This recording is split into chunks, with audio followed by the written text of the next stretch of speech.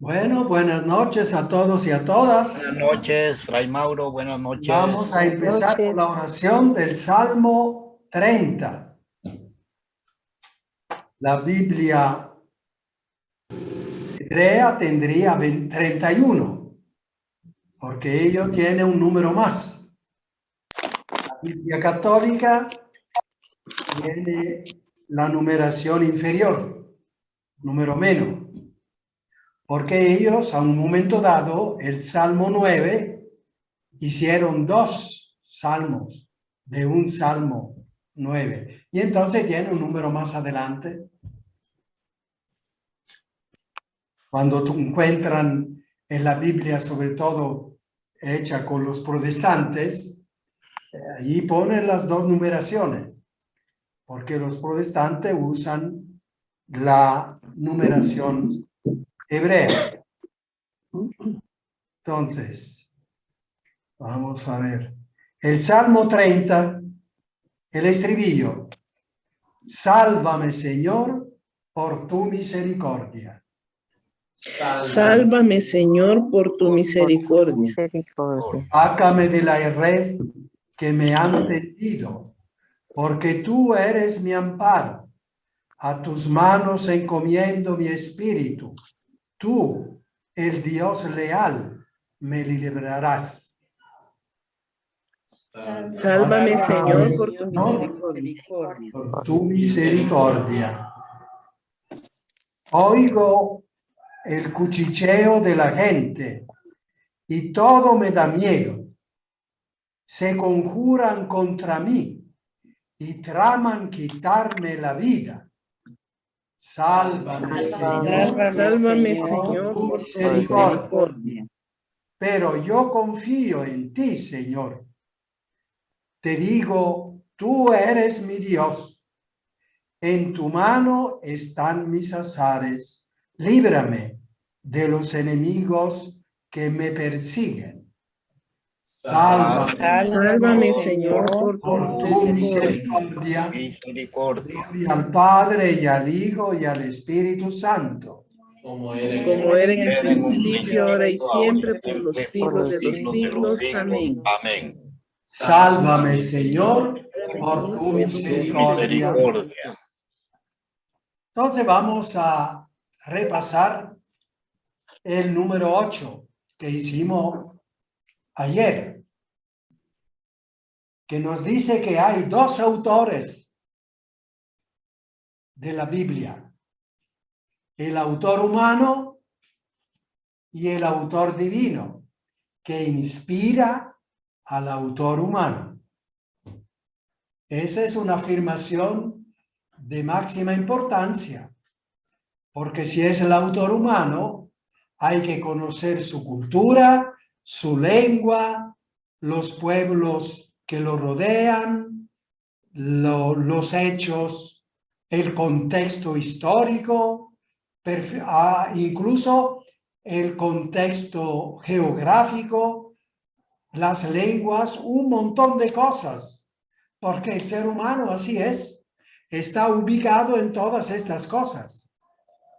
El autor divino inspira los varios autores humanos que están en varias partes de la geografía de la cuenca del Mediterráneo. Recordemos cuando la carta a los hebreos dicen: antiguamente Dios nos ha hablado de varias maneras. Últimamente nos ha hablado por medio de Jesús. Entonces, nos habla con varios autores. ¿Quiénes fueron los autores de la Biblia? Tantos, 73.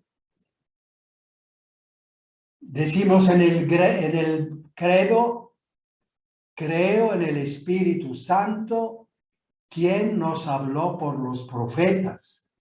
Eso, el Espíritu Santo, el autor divino, que habla por medio de los profetas, los autores humanos. Dios habla con lenguaje humano. Se puede decir también así, pero hay que explicar que son dos lenguajes. Y el lenguaje divino se va a entender en la medida que estemos claros y seguros de lo que dice el autor humano. De ahí la importancia del estudio profundo y múltiple del autor humano. Eso no quiere decir que Dios dictó al autor humano las palabras, ¿no? Dios inspiró, no dictó.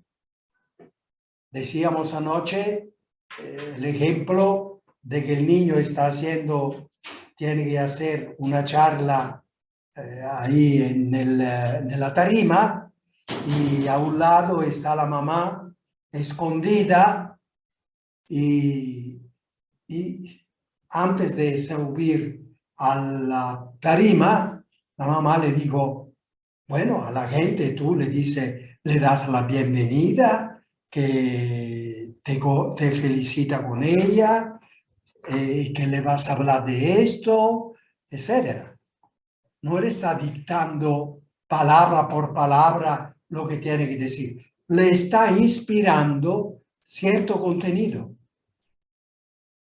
Así hizo Dios, el Espíritu Santo, con los profetas, con los varios autores de la Biblia.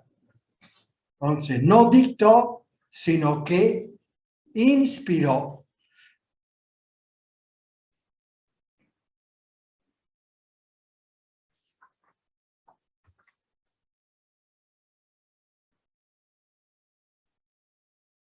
Se puede decir que la Biblia es un libro, un milagro, según las circunstancias, en cuanto que se conjugan varios elementos: el tiempo, la antigua, la geografía, la lengua, el carácter del escritor también, ¿verdad? Entonces, todas estas cosas se conjugan para dar la palabra de Dios, que es un milagro.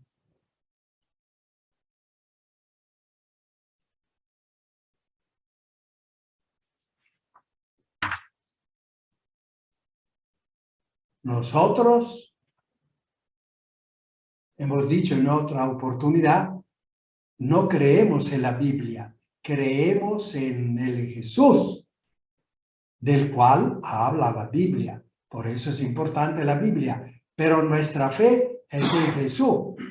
Tanta gente, especialmente en el pasado, que no sabía leer, o pueblo que no tiene todavía traducida la Biblia. Y sin embargo, son pueblos llenos del Espíritu de Dios, porque la fe es en Jesús, el cual se puede conocer a través de varios medios, no necesariamente solo de la Biblia. Entonces, ¿qué es la inspiración? Lo dice el número 11 de la Dei Verbum. Recuerden, la Dei Verbum es el documento sobre la palabra de Dios hecho por el Concilio Vaticano II. Y dice así en el número 11. En la composición de los libros sagrados, Dios se valió de personas elegidas que usaban de todas sus facultades y talentos, obrando Dios en ellos y por ellos, como verdaderos autores, pusieron por escrito todo y solo lo que Dios quería. Eso. El contenido sí lo había inspirado Dios, pero luego la forma era del autor humano. ¿Quiénes escribieron la Biblia? No hemos visto muchos nombres. Ellos lo escribieron. Sin embargo, sabemos que No todo se habla en la Sagrada Escritura de autores honoríficos. O sea, cuando había un tema que hablaba de la misma cosa, pero en varios tiempos y por varios autores, se ponían todo bajo un nombre famoso. Por ejemplo, Moisés, David, Salomón, Isaías, Pablo, Juan. Estos son los nombres honoríficos, aunque no lo hayan escrito ellos todo, pero se le da el nombre de ellos para que la gente le dé más importancia a los libros. Y recordemos siempre la famosa frase, la Biblia nos enseña cómo se va al cielo, no cómo está hecho el cielo. Cómo está hecho el cielo, lo dirá la ciencia. ¿Qué tuvo que ver el pueblo pobre con la composición de la Biblia? Eso lo vimos anoche fuertemente. El pueblo pobre es el protagonista del pueblo al cual Dios quiere enviar su mensaje. El protagonista, protos en griego significa el primero. El protagonista, el primer destinatario. El primer destinatario. Yo vine para anunciar la buena noticia a los pobres. Es el primer destinatario. Eso de todos los libros, de toda la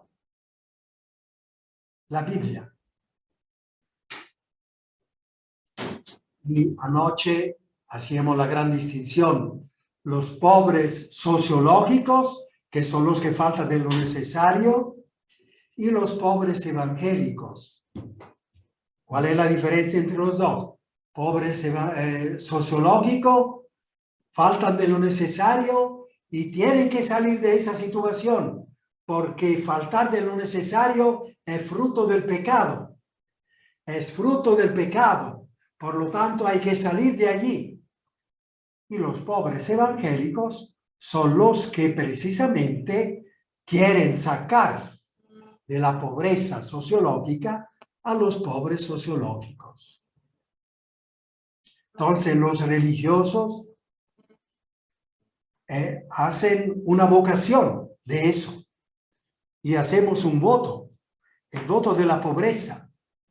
No es de la pobreza sociológica, porque nosotros tenemos lo necesario, sea para comer, sea para estudiar, sea para movernos, pero tenemos la tarea de que nuestro mensaje esté orientado como primer momento, primera obra, esté orientado a sacar los pobres evangélicos, los pobres sociológicos, los pobres que no tienen lo necesario. ¿Verdad? Todos ustedes que tienen lo necesario, pero deben de profesar y actuar siendo pobres evangélicos. O sea, la preocupación de sacar a los hermanos de la pobreza sociológica que es fruto del pecado y hace morir.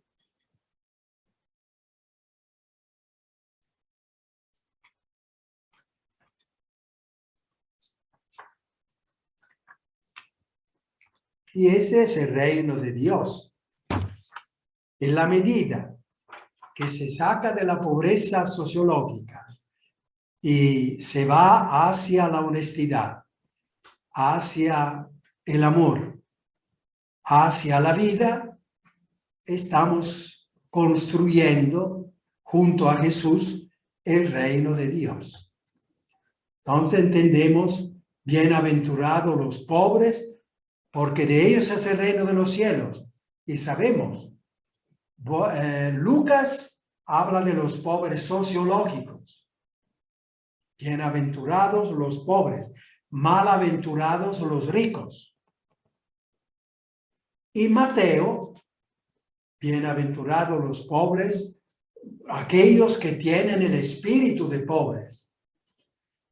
Él habla de los pobres evangélicos, que al final formamos una sola categoría, que somos los pobres de Yahvé, los pobres de Dios, que procuran caminar hacia Él y construir el reino suyo. Y hay tantos mártires para que esa transformación ocurra, para que se pueda sacar a los pobres sociológicos. Y tenemos mártires. En Centroamérica ha sido una tierra particularmente bendecida. Hay decenas y decenas de auténticos mártires. Monseñor Romero es el que más destaca, pero Monseñor Padre Maruzzo, Padre Spesotto, Obdulio, los 10 mártires beatificados del Quiché, todos por ese motivo, ¿verdad? Y dice la Iglesia, son mártires por odio a la fe, porque aquellos que lo mataron no creían al Evangelio. Y si nos detenemos a los pobres sociológicos y pobres evangélicos, entendemos mejor esta palabra fuerte, en odio a la fe, martirizado por odio a la fe. Porque eso de los pobres está a la base de nuestra fe.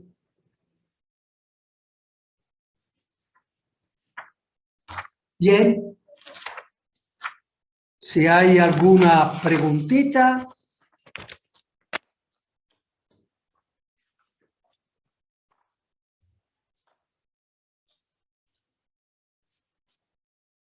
Entonces vamos a la lección número 9.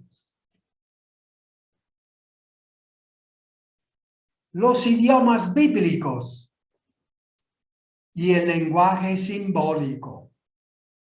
Mucho usa el lenguaje simbólico la Biblia.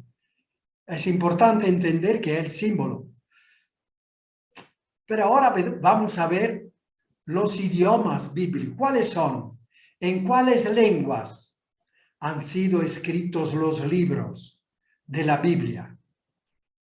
Bueno, en el Antiguo Testamento todos han sido escritos en hebreo, menos siete,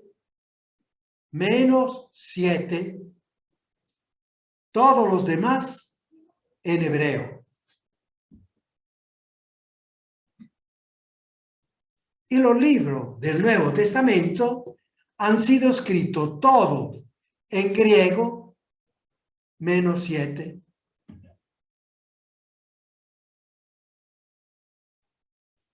También en arameo, que era el dialecto, una especie de Spanglish que habían traído los desterrados de Babilonia, que hablaban un hebreo junto con el lenguaje persa, babilonés, arameo, pero muy poco arameo.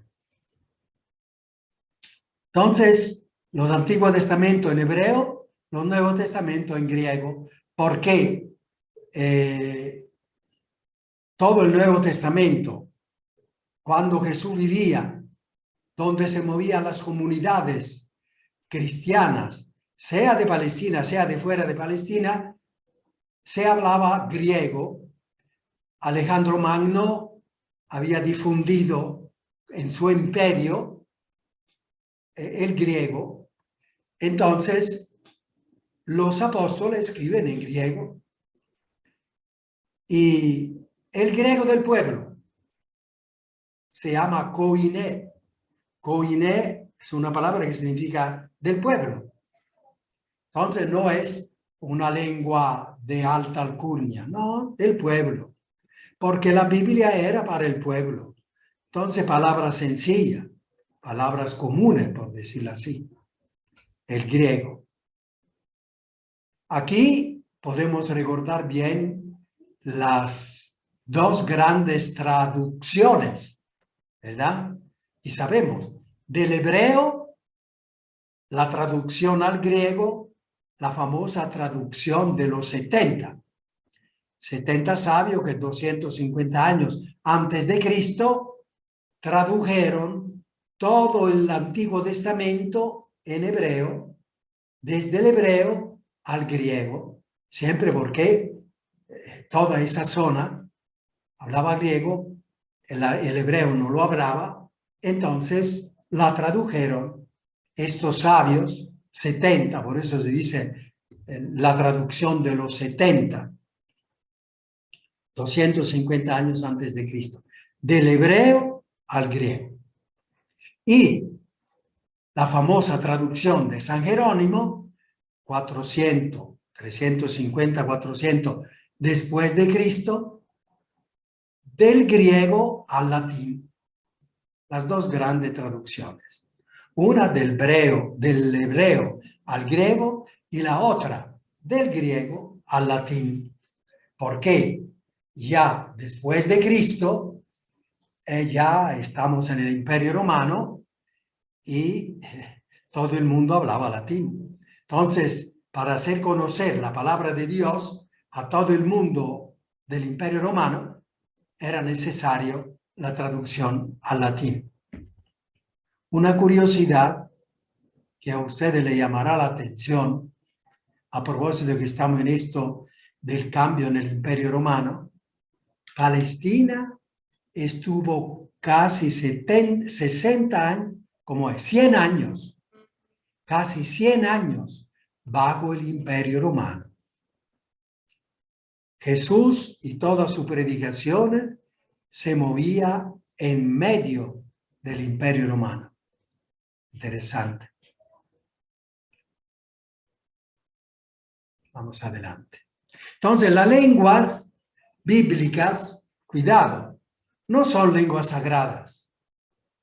El hebreo, el griego, no son lenguas, el latín, no son lenguas sagradas. Son lenguas humanas, como todas. Por eso que el estudio serio, profundo de cada lengua, según lo que enseña la ciencia y la Iglesia ha decidido, la Iglesia Católica ha decidido ya en el siglo pasado de manejar todo lo que se trata de los libros de la Biblia con los criterios científicos con que se tratan los escritos de ese tiempo, los escritos antiguos. Una sabia decisión, porque al final sí estaremos seguros que lo que estamos leyendo del autor humano es auténtico y es lo que él escribió, porque la ciencia es el instrumento más seguro que tenemos.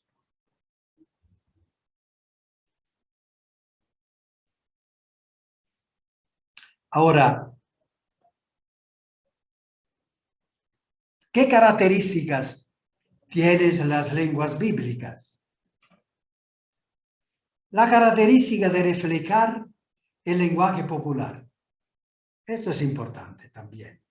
Recordar. La Biblia es un lenguaje popular. Y el Señor se acomodó a ese lenguaje de la forma más brillante, con las parábolas. Compartir siempre de la vida vivida por la gente. Entonces, el Antiguo Testamento traducido al griego, la koiné, que significa precisamente griego común y corriente. El vocabulario es sencillo y las frases las entiende todo el mundo. La poesía es del gusto de la gente. La gente, no manejando la cuestión científica, el conocimiento profundo de las cosas, era popular en el campo, y en el campo mucho se usaba la poesía. El campesino habla mucho en poesía, porque la poesía hace entender mucho con poco, con pocas palabras. Y entonces los campesinos mucho hablan de eso. El pueblo mucho habla en poesía. Su lenguaje, sus palabras, sus cuentos, sus canciones, sus cantos, son poesías, ¿verdad? Y en la Biblia abundan los dichos populares, ¿verdad? Los dichos populares. A ver si me lo recuerdo, si me recuerdo algún dicho popular. No, ahorita no me recuerdo. Pero hay muchos. Y ahora vamos a un concepto un poquito más difícil. Sin embargo, dentro de esa visión panorámica, como hemos dicho al inicio, no pretendemos aprender el detalle, sino que es solo una visión panorámica. El detalle, a quien interesa, podrá usar luego el blog, volver al blog y ahí detenerse sobre cada cosa. El lenguaje simbólico. ¿Qué es el símbolo? También nosotros, para expresar realidades religiosas, usamos abundante el lenguaje simbólico. Sí. Ahora con las procesiones, fácilmente nosotros volvemos a la casa y decimos, bueno, ¿cómo te fue a las procesiones? Había gente, un mar de gente. Ese mar es un símbolo, porque no es un mar, es la gente, no había agua. Pero se usa un símbolo, el símbolo del mar, que es extenso, que se ve el horizonte, ¿verdad? Un ejemplo, pero de estos son continuos. Nuestro lenguaje es continuamente simbólico y cuando le hablamos a los niños o a la gente más sencilla, sentimos la necesidad de usar más el lenguaje simbólico, ¿verdad? Tú dices que te duele el estómago. ¿Qué es? Como que sientes un fuego. Sí, mamá, siento como un fuego aquí. Bueno, es un símbolo. Un símbolo. El niño entiende. Y la mamá entiende también.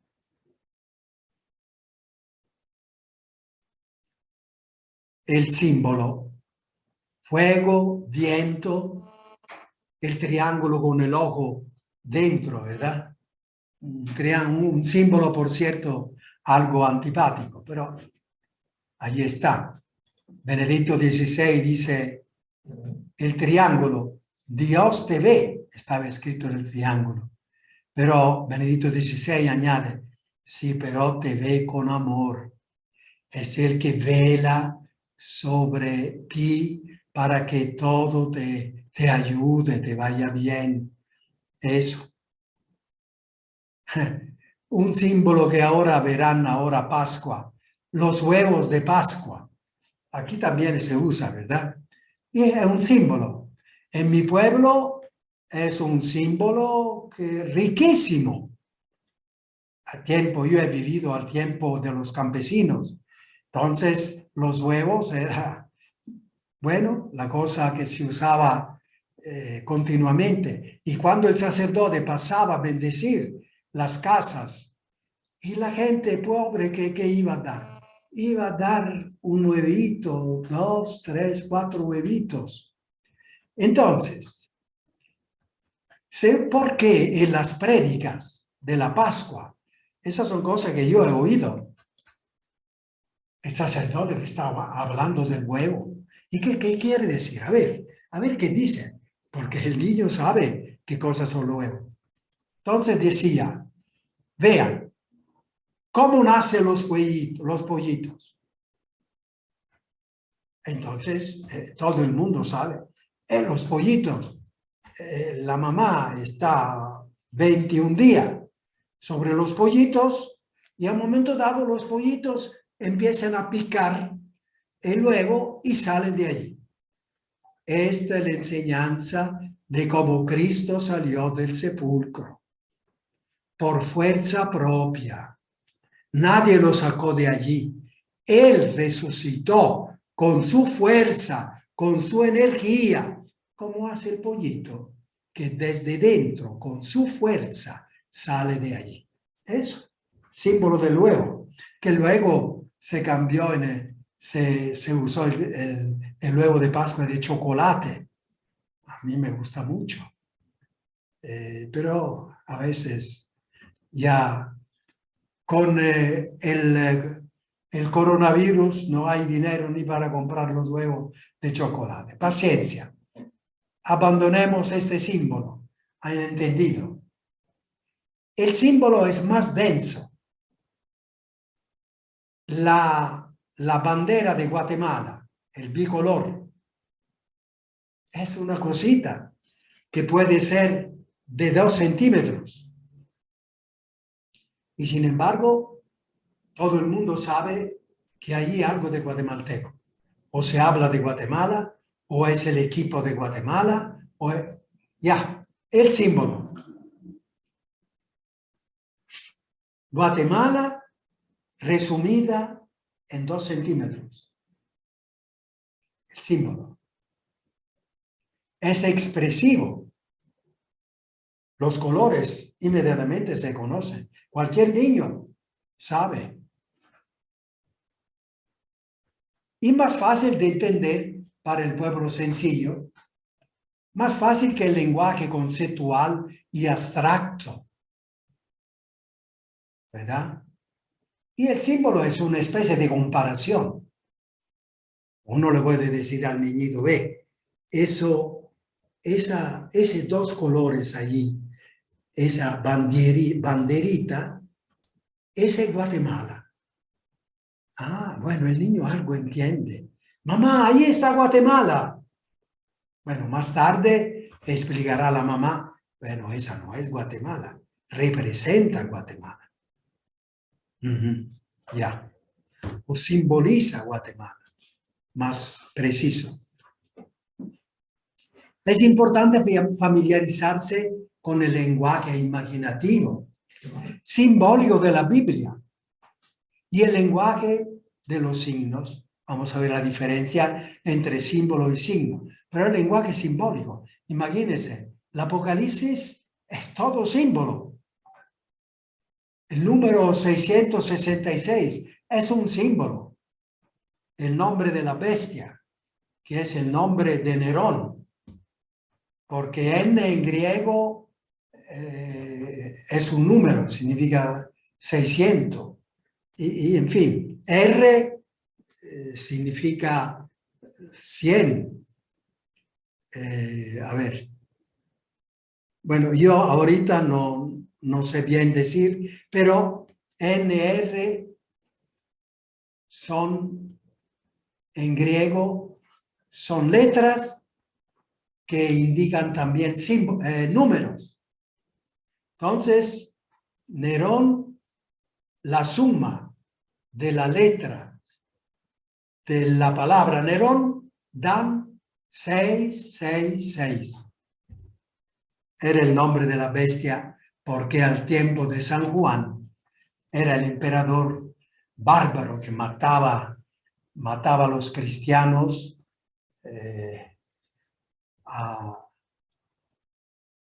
por miles. Entonces todos lo conocían. El lenguaje simbólico del Apocalipsis que los hebreos entendían, los romanos no. Y entonces podía escribir con seguridad. Y los signos, a ver la diferencia.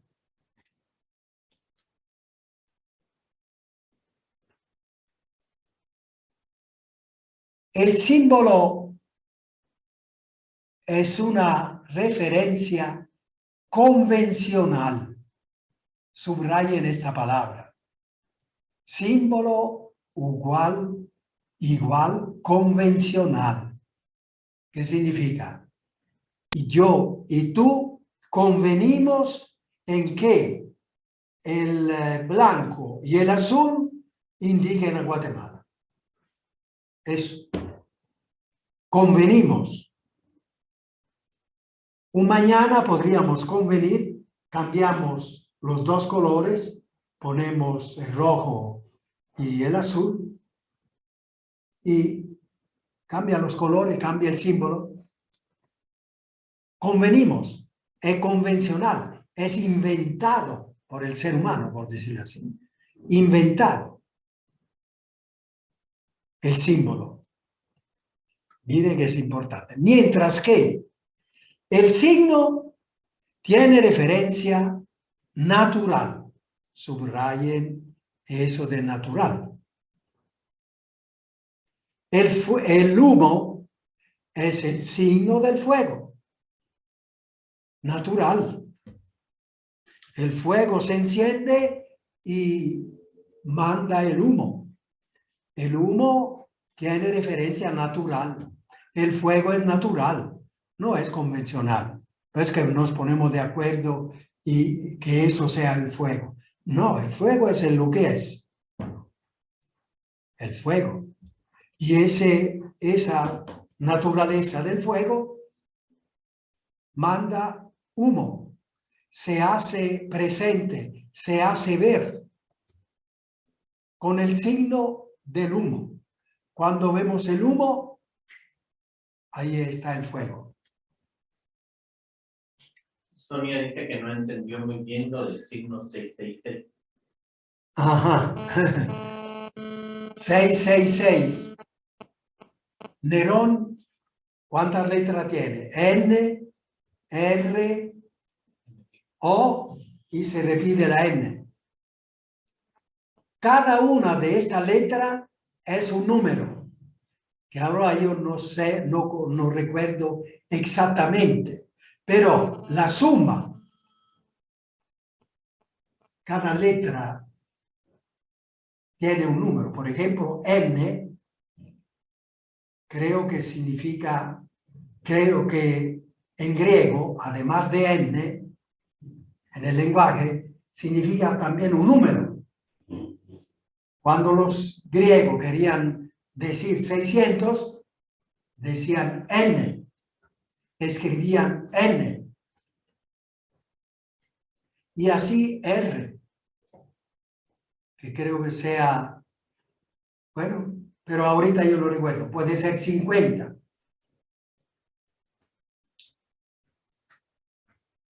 Y luego O,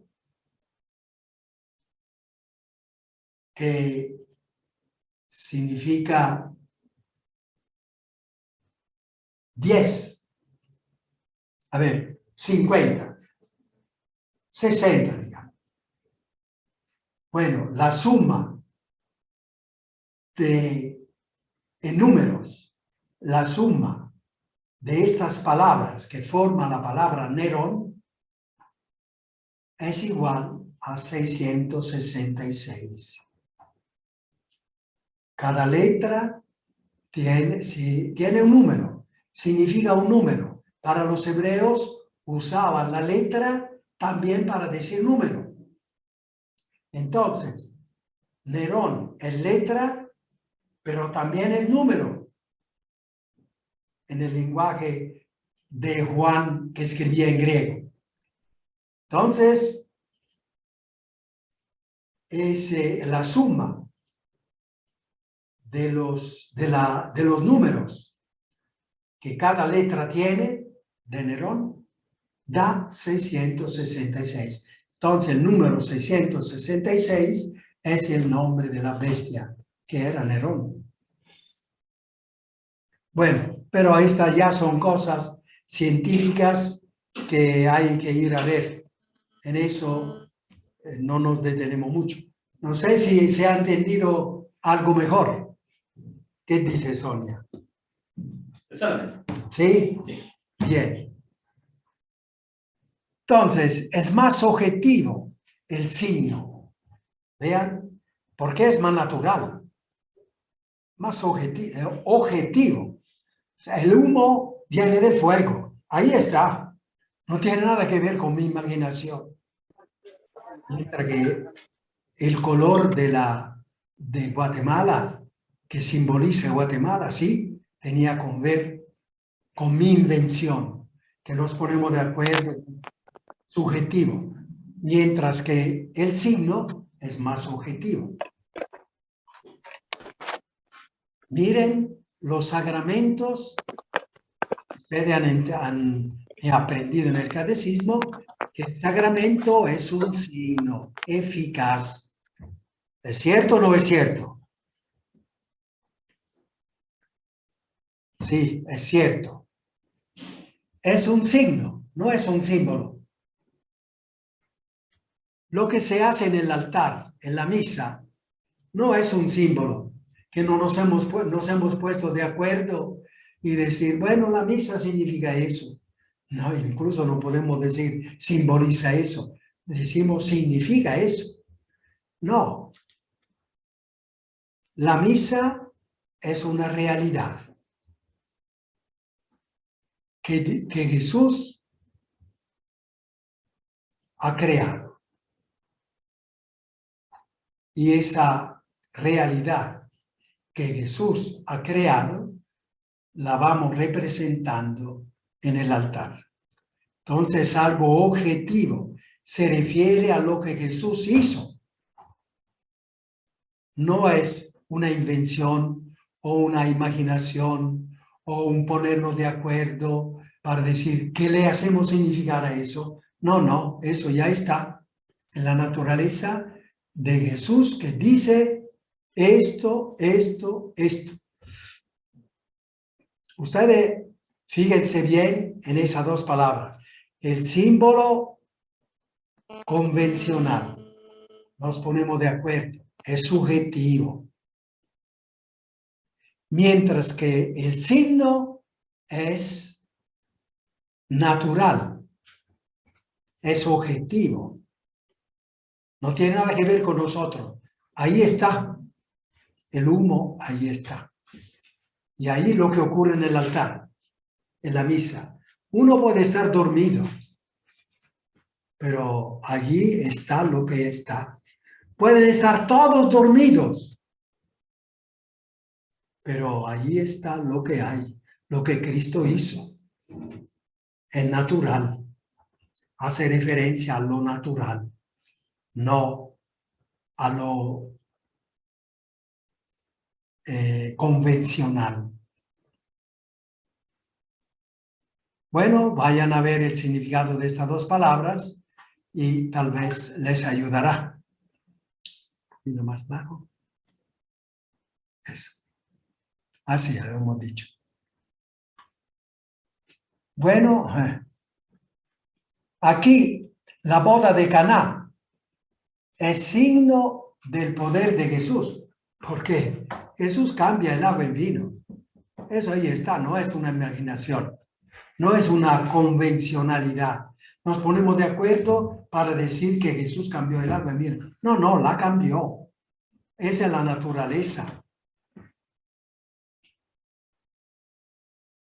Entonces el poder, signo del poder de Jesús, hace referencia a lo natural de Jesús.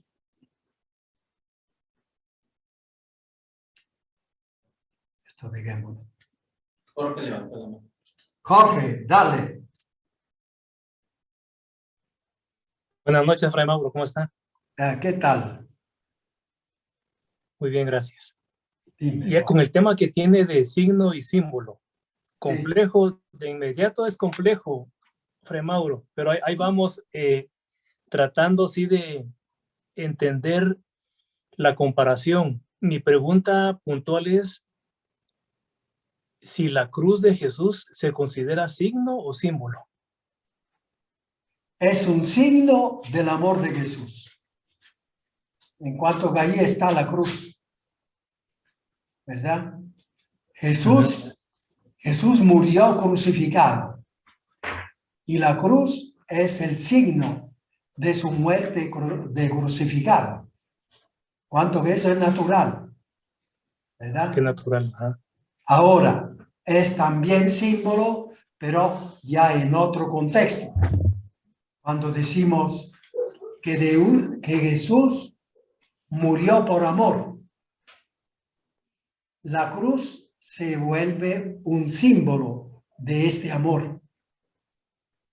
En cuanto que entre la cruz y el amor no hay ninguna referencia natural.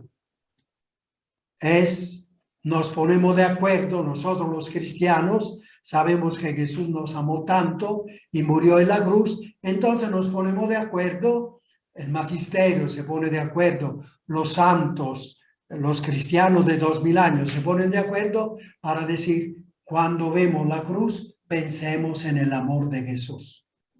¿Se entiende la diferencia entre signo y símbolo? Esto es una convención. Nos ponemos de acuerdo para estar de acuerdo entre nosotros que la cruz nos va a recordar el amor de Jesús. Pero puede no tener ninguna referencia, por decirlo así. No es fácil. Es cierto que incluso una ciencia, la semiótica, es la ciencia de los signos, ¿verdad?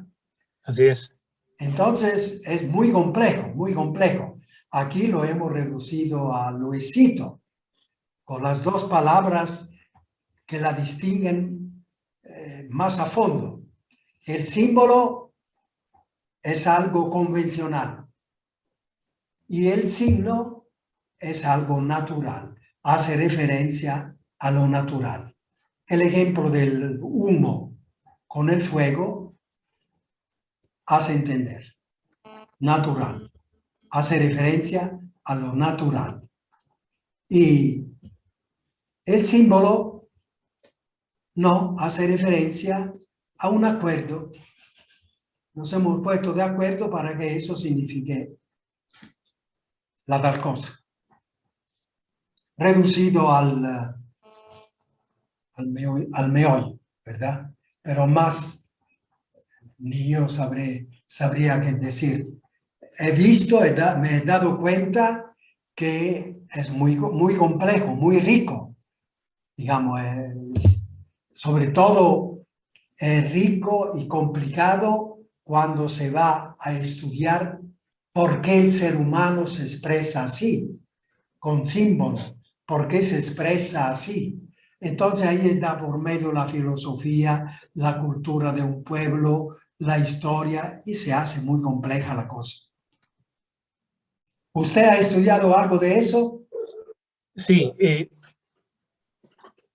por la carrera, por lo que yo me estudié en la universidad, se aplica bastante el signo, el símbolo, para que de manera general todos en el planeta, es lo que usted menciona, nos pongamos de acuerdo en que algo tiene forma y tiene nombre. Por ejemplo, las señales de tránsito. Si uno ve un rótulo en donde está el dibujo de donde dice de una persona con una pala escarbando, quiere decir de que es un área de construcción o se está construyendo en esa área. Entonces, es la semiótica. La cosa, porque luego Sí. hay que ver por qué se usa ese medio o esa Sí. forma de incluso de tirar la tierra, en fin. Sí, el aeropuerto también, cuando uno viaja y está en el aeropuerto, uno también ya identifica los dibujos. No es necesario que a uno le expliquen. Sí, entonces y ahí son coincide, sí, son los símbolos. Coincide con lo que usted menciona de que un signo es algo en lo que nos ponemos de acuerdo todos para decidir que así va a ser. Es suficiente que nosotros nos detengamos bien en esa diferencia. Así es. Para entender mejor la Biblia, ¿verdad? El símbolo tiene una referencia convencional, convenir, ponerse de acuerdo. Y el signo tiene una referencia natural, el humo con el fuego. Luego lo complejo, a ver a quien gusta, irá adelante en el estudio, ¿verdad? El lenguaje metafórico es una continua metáfora, se puede decir. La parábola de Jesús es una metáfora. Es una palabra griega. Metá significa más allá. Es como el trans en latín, más allá. Y fórico, de foro o de fero, que significa llevar. Entonces, lenguaje metafórico significa un lenguaje que te hace ver una cosa, pero quiere significar una realidad que está detrás. Es lenguaje metafórico. Entonces Jesús dice, el reino de los cielos es como una semilla que tú la plantas y ni sabes cuándo va a salir. De repente sale y crece y se vuelve una planta grande. Ese es un lenguaje metafórico, porque el reino de Dios no es ninguna planta, no es ninguna semilla. Es un lenguaje simbólico. Digo algo que me ayuda a transportarme, a entender aquello que yo quiero expresar. El reino de Dios es como un grano de mostaza. Y así, tantas parábolas sobre el reino de Dios, 10 parábolas de Jesús. Es toda una metáfora. Pero en la Biblia hay mucho de eso. Los profetas, continuamente, metáforas o símbolos, ¿no? No sé, ahorita Ezequiel me parece que, bueno, dice, agarra un cinturón y ponlo en el agua. Y luego póngalo a secar. Bueno, Ezequiel, ¿hiciste eso? Sí, Señor, yo hice eso. Ve a ver ahora cómo es ese cinturón. Y volvió y dijo, Señor, el cinturón es todo tieso. Casi no se puede usar. Bien, así le pasará a mi pueblo por no haberme hecho caso. Se volverá incapaz de hacer lo que tiene que hacer. En fin, es un símbolo, ¿verdad? Se pone de acuerdo con que ese gesto significa lo que el Señor quiere que signifique, y el profeta lo entiende y lo hace entender a la gente. Es una comparación prolongada, lenguaje metafórico, la parábola, una comparación. El reino del cielo es como una comparación prolongada. Luego hay otra forma de expresarse de la Biblia muy importante, muy común. El lenguaje antropomórfico, a la manera humana. Antropo en griego significa hombre, humano. Y morfe significa forma. Entonces, lenguaje antropomórfico es hablar de Dios a la forma humana. Y eso lo hemos hecho en la Biblia, está continuo este tipo de lenguaje.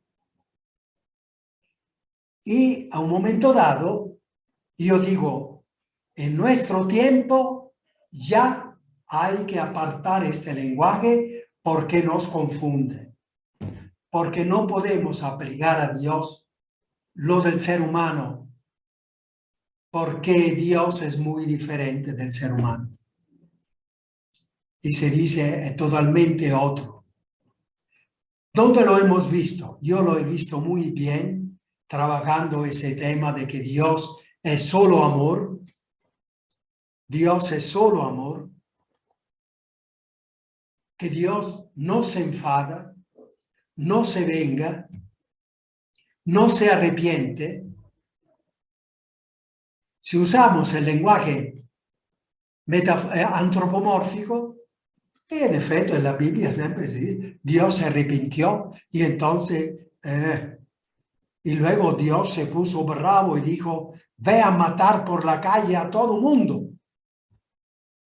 Y nosotros arriesgamos, ahora que estamos en otra época, arriesgamos creer que Dios sea así. No, Dios no es absolutamente así. Entonces es hora de empezar a dejar mucho del lenguaje antropomórfico. Empezar a pensar que Dios es muy diferente de nosotros y actúa muy diferente. Actúa solo con amor y por amor. El ser humano actúa de otra manera. Isaías, a un momento dado, creo que era Isaías que dice, los pensamientos de Dios son diferentes de nuestros pensamientos. Los medios de Dios son diferentes de nuestros medios. Y Benedicto XVI, en el 30 de enero de 2013, unos meses después renunció ya al papado, 30 de enero de 2013, partió de ahí para hacer entender en una audiencia pública que la omnipotencia de Dios no es como nosotros la entendemos. Mire, ya el lenguaje antropomórfico nos engaña. Yo esto lo decía hace 40 años. Hace 40 años. Y cuando la gente insistía, Dios es poderoso, viva Dios Rey, a mí me sonaba mal. Porque sentía que la gente estaba aplicando a Dios un poder simplemente humano. Y no, el poder de Dios, dice Benedicto XVI, no es como el nuestro, que quiere destruir al enemigo. Este es el poder, todopoderoso. Pero vas a ver, Dios te alcanzará, desgraciado. Y nosotros estamos expresando nuestra rabia, nuestra venganza, y la atribuimos a Dios para darle más fuerza, pero está muy equivocado. Dios no va a alcanzar a alguien para vengarse o para no punirlo o para hacerlo sufrir. Dios es muy diferente. Dice Benedicto XVI, el poder de Dios es solo amor. Punto. El poder de Dios es solo amor. Se expresa solo en el amor. Y ese poder vencerá. Eso sí. Pero muy diferente de nuestro poder. Es aquí donde hay que cambiar un montón. Un montón hay que cambiar. Porque mientras que seguimos creyendo que el poder de Dios sea como el nuestro, estamos fregados. De Dios casi nos equivocamos el 90%. El poder de Dios es solo amor. Y ese amor vencerá.